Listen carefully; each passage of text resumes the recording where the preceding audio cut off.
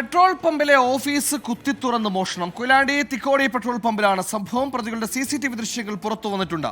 അലമാരിൽ സൂക്ഷിച്ച 10,000 രൂപയാണ് കവർച്ച ചെയ്തത്. ബൈക്കിൽ മുഖം മറച്ചെത്തിയ രണ്ടംഗ സംഘമാണ് മോഷണത്തിന് പിന്നിൽ. CCTV ദൃശ്യങ്ങൾ കേന്ദ്രീകരിച്ച് പോലീസിന്റെ അന്വേഷണം പുരോഗമിക്കുകയാണ്.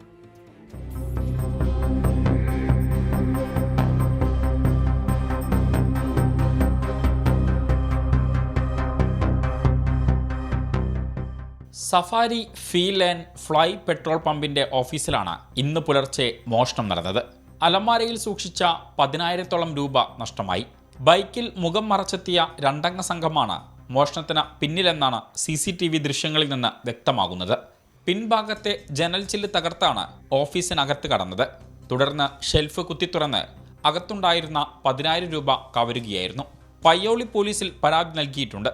സമീപത്തെ CCTV ദൃശ്യങ്ങൾ ഉൾപ്പെടെ ശേഖരിച്ച് അന്വേഷണം നടത്തിവരുന്നതായി CI അറിയിച്ചു. 24 കോഴിക്കോട്.